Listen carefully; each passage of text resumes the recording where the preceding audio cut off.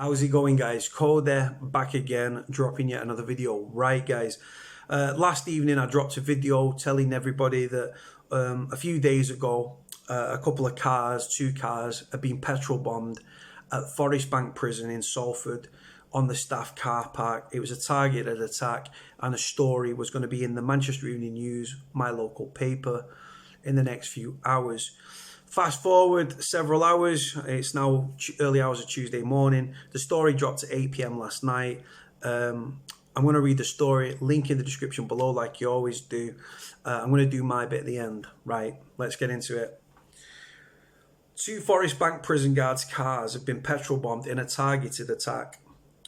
Quote, "Sometimes the cons will turn around and say, your car's getting blown up if you don't give me what they want. Now they're saying, this is what you get." Two prison guards' cars were petrol bombed at Forest Bank in what is being described as a targeted attack. It's thought two men on a motorbike rode into the staff car park of the Salford jail and torched the cars. The incident took place at about 7 p.m. on Thursday. A source told the Manchester Evening News a petrol bomb was thrown at a Nissan Micra, which was badly damaged, with the flames spreading to a Volvo parked in the next bay. The car park is protected by a barrier, but accessible to members of the public on foot. The source said, "It's a targeted attack. Sometimes the cons will turn around and say, right, your car's getting blown up if they don't give them what they want. Now they're saying, this is what you get." There's a barrier on the staff car park, but it's quite accessible. Somehow these two guys on a motorbike have got on the car park and thrown a petrol bomb at the car. It's totally melted the first car, which had all the owner's possessions in it, like his mobile phone, because obviously you're not allowed to take them inside. It's still parked there now. The damage is undescribable. An HMP Forest Bank spokesperson said the arson attack is being investigated by police. They added, "We can confirm an incident occurred on Thursday, December the 12th. While a police investigation is ongoing, it would be inappropriate to comment further." The arson attack comes 12 months after floral wreaths, understood to be in the shape of guns and grenades, were found addressed to managers at the privately run prison in Agecroft. Following the discovery, police launched an harassment investigation. Speaking at the time, prison bosses said the incident was being taken extremely seriously. In October, an armed gang with shotguns attempted to kidnap someone outside Forest Bank, but got the wrong man. 4 men, 2 armed with guns, held up a taxi as it left the jail with an ex-prisoner in it, but after peering inside the private hire vehicle, they left. So with this story, guys, now, like I say, I've got to be straight, and like I say, I do a lot of these interviews with the media and stuff. I can't be seen to be condoning these sorts of attacks. But from what I know from within inside the prison, and if you look back a few months ago, I did a vlog stating that Forest Bank was on the verge of rioting. There was a lot of incidents with tornado squad officers and incidents at height and assaults from prisoner to prison officer and prison officer to prisoner. The fact is, there is an ongoing battle within Forest Bank Prison. Now, that could be said about any prison in England and Wales, right? The prison system, as we know, is a powder keg. There will be riots. It's not if, it is simply when. Now, I interact with a few prisoners at Forest Bank, right? And I was told about an incident on E1 a few weeks ago where a prisoner with severe autism, very high on the spectrum, was attacked by by a few prison officers. But it stemmed from, I won't mention a full name, but Miss Davis, right? Miss Davis was apparently she lit the fuse on this situation, on this incident, where this prisoner with severe autism ends up being beaten up severely, ends up detaching, his muscle comes off the bone to some extent. Prisoners were aggrieved, prisoners were up in arms about it. But the thing is, at Forest Bank, guys, the prison is run currently by 19, 20, 21-year-olds. There used to be some very good officers there. Well, there still is a few. I know that AD Erner, Big AD, he's still there. solid guy, decent bloke, top officer, used to be a red badge, he's now been demoted and he's gone back to a blue badge, not because he's done anything wrong, but because they were trying to save money. When a prison's run for profit, or a private prison, or prison for profit as I call them, it comes at the behest of a lot of things. Now, security, quality of food, quality of officer, and it's just a way of saving money. The first aim and the last aim is financial gain, and like I said, that affects prison officers, it affects prisoners, and unfortunately shit rolls downhill and prisoners are at the bottom of it. Prison officers not very far up from it neither, but the amount of corruption going on within Forest Bank is absolutely astronomical. You've got 4 prison officers that are back in court in January. Paul Albertson, Paul Hewitt, who's actually seeing a senior member of staff, by the way. And she's still in post, apparently. Lindsay, I won't say her last name, but Lindsay. So Paul Hewitt, Paul Albertson, Aidan Bligh, and his missus Samantha Bligh. I think they're from like Rawtenstall way. Paul Hewitt, I believe, is in Radcliffe, near Bury in North Manchester, and Paul Albertson, I think, is Salford. I can't remember, but they're back up in court as well in January. £250,000 worth of theft. Then you go back to, the name's going to elude me now, innit? Carl Byram, and another officer who I can't think of his name off the top of my head. They was done for stealing £100,000 worth of items from within the prison. The sexual relationships between officers and other officers, even though they're married. You've got sexual relationships between prison officers and prisoners. It's going on. You've got the sheer amount of corruption is off the scale. Now, like I say, the reason that Forest Bank Prison is so understaffed, guys, right now is because it's the sad case is there's a lot of officers being suspended, and there's a lot of officers at the prison that they used to work there. Goes down like that. These prison officers are becoming prisoners. That's the way it's going. But like I say, with this attack, I know from inside the prison there has been an escalation about prisoners are just revolting and going, like, they're fighting the system, and the landings, like every other prison in the system, are becoming a war zone. Now, like I say, it's quite sinister for somebody to get hold of the boys on the out. Obviously, mobile phones are readily available. I'm assuming this wasn't spoken about over the prison phone, but it wouldn't surprise me because I've seen prisoners going on rants down the prison phone, which are recorded and obviously can be used in evidence and everything else. But it's getting sinister when I think the story in the Manchester Evening News website was on the 7th of December 2018, and I covered it for the channel, that floral wreaths in the shape of a gun and grenade was sent to the prison, addressed to the management, I believe.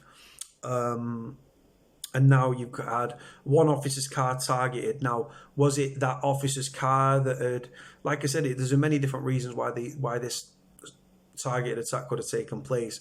Was it the right officer's car, or because from what I can see from the pictures, as a former prisoner who served time in the prison, obviously been to the prison, done interviews outside the prison, etc., and been on protests and everything, the car, it doesn't even seem to be before the barrier. I think the car was to the left before you got to the barrier, so it's actually on this, like, the public side. The barrier is just a laugh, to be honest. If you go to Strangeways, there's like a full car park, and it's all enclosed and everything, and there's a gate, and it's quite secure to an extent, but you can still see registrations and cars and officers coming and going. But at Forest Bank, you've got as you drive down the road to the right, you've got like the visitors car park for like prisoners' families, for prisoners' friends, legal visits and such. Then you've got to the left of that, you've got like a little barrier, and then you've just got the prison officers' cars, which are open for everybody to see. And if you were on G2, and if you're on G2 and you're on the twos, you can actually look over onto the staff car park. So like I said, there's many different reasons. This prison officer could have been paid to bring like contraband in, because we all know it's rife at Forest Bank, even though the management of the prison, or the director, which is what the private prisons call governor, Matt Spencer, all he does is He wants to retire to a nice little family retreat in Italy with a nice house overlooking a lake. And he's been handed files and dossiers of internal emails, right, by a former member of staff. And he said, yeah, I'll take care of this. The woman didn't believe him. She smuggled the emails out. And guess what happened to the email? Bundle as thick as this disappeared, because Matt Spencer is facilitating corruption within that prison, so he stays in post. How Sodexo still got the contract is beyond me. But like I said, this could be because the prison officers give a prisoner a kick-in and the prisoners just like, fuck it, I'm getting at this bastard. Or it could, like I said, it could be a deal gone wrong between a corrupt officer and a prisoner. But like I say, it gets sinister when associates and the boys are getting involved and carrying out petrol bomb attacks. Like I say, on the back of it, security will probably be stepped up, but for how long, who knows? Was it the correct officer's car? We simply don't know. But like I said, I was alerted to an incident on E1, which is the induction wing at the prison, where Miss Davis, I won't say her full name even though I know it, was being a bit of a bully bitch, and the lads didn't like it, and this prisoner with autism was given a kick in, and his muscle was detached from his arm, from the bone in his arm apparently. Well, like I say, I am for prisoners, but I can't condone this sort of action, guys. You can't be taking the law into your own hands. I've got to be responsible when I'm doing these videos as a voice for prisoners. You can't be going out taking your law into your own hands, because if you get caught, you're going to get fucked. It's just a simple way it goes. But like I say, the tension between prisoners and prison officers within the prison is palpable. The staff are demoralised. The prisoners are desensitized, dehumanized, and on the becoming more disenfranchised. The prison's just, I don't know how Sodexo have got the contract. The prison is, if it wasn't for the sheer amount of deaths within the prison, the death rate, suicide rate, natural causes, medical negligences, and the sheer state of the mental health within the prison would be a laughing stock. But there's nothing funny about prisoners leaving prison in body bags. The prison has had the third highest drug seizures of any prison in England and Wales for 3 years on the bounce. Now, there's two ways you can look at that: prevention or cure. Like you can say, they've done well, they found all the drugs, but the drugs are not supposed to be there in the first place, are they? Serious questions have to be asked about the management of the prison. Like I said, there's a senior manager called Lindsay. I won't mention her last name. She's in a sexual relationship with Paul Hewitt, who is the prison officer that was suspended for allegedly being one of 4 people that have so far been charged, but there's more prison officers that are on the hook or under suspicion, I believe. Paul Albertson, who's also up for stealing £250,000 worth of electrical items and such from Forest Bank Prison. In early 2000s, he was on an escort, a 2-man escort for a prisoner, a high-risk prisoner apparently. If he was high risk, he shouldn't have been in a Cat B. There we go. Called Brennan from Salford, and in a taxi, and the lads sprung him. Some of his boys, bam, bam, bam, intercepted the vehicle, pulled out firearms, took Brennan, got off, did what he was doing. Paul Albertson on the back of it sued the prison with the other prison officer, and they got paid out. Fast forward 15, 18, 19 years, and they're still moving prisoners in the same way back to a few weeks ago, when a gang turned up, pulled a shooter, looked inside the vehicle, stopped the taxi in its tracks at the end of the road, put a shooter into the vehicle, realised that the target wasn't there. He was actually after someone that had just been sentenced on a drugs conspiracy, massive sentence. On the back of that prisoner was then, he was Cat A'd off. He was all hush-hush and kept swept under the carpet, and he was then moved to a Cat A, where he remains to this day. So yeah, just the sheer amount of corruption, guys, it's something to behold, to be absolutely honest with you. But like I say, it's like a circus, guys. And the next negative story about Forest Bank, let me tell you, not very far away. I alerted the Manchester Evening News to these prison officers when they was up in court. I think it was last week or the week before, and I screenshotted it on court serve, circled it, sent it to the paper, and said, "Oh, by the way, those 4 officers, Aidan Blythe, Samantha Blythe, Paul Hewitt and Paul Albertson, are up in court. Paul Albertson was committed for sentence, but I think they're all dealing with him at the end of it. Some might go not guilty, some might go guilty." 4 officers were charged. There was actually, according to the article, there was more officers arrested. So pending those investigations. The fact is, Matt Spencer is colluding and complicit in the corruption of what's going on within Forest Bank, and meanwhile prisoners are becoming feral. They're battling, they're going to prison having never taken drugs and are leaving as addicts and getting into loads of debt, or they're going to prison with one addiction and leaving with another addiction. Prison officers are bringing drugs in every which way. We know what goes on. We know the other ways that drugs get into prison as well.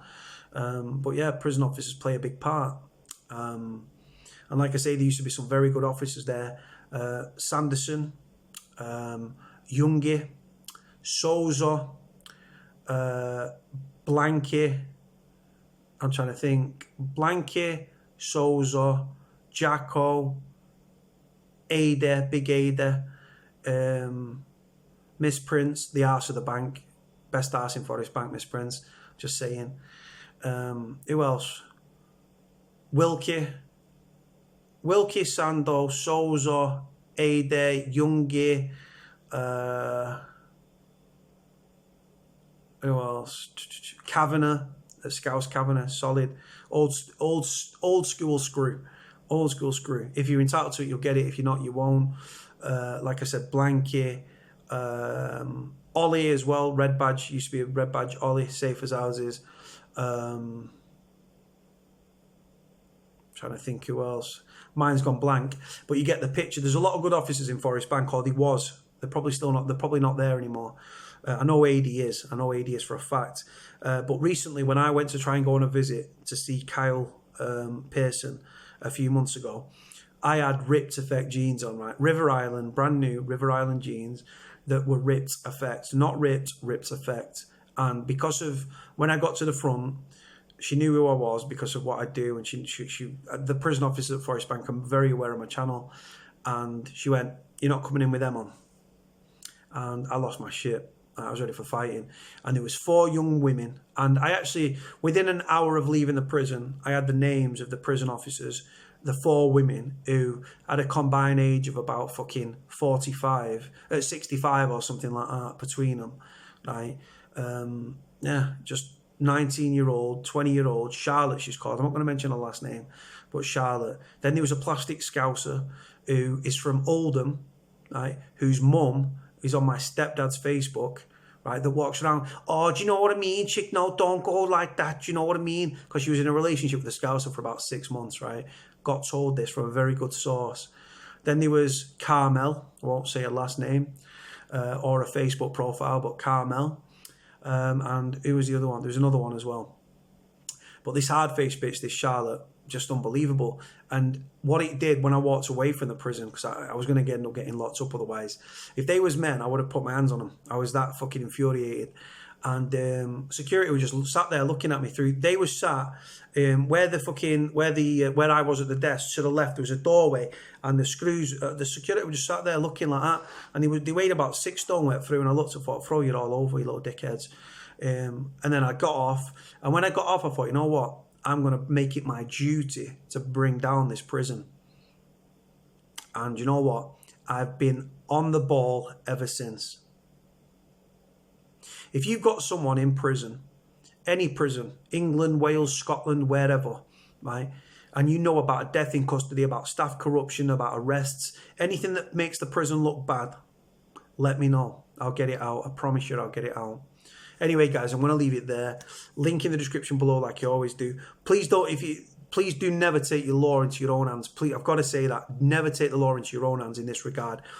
I understand why it goes on, but I can't condone it. Anyway, guys, I'm going to leave it there. Let me know what you think about the video. Like, comment, subscribe. Cody out.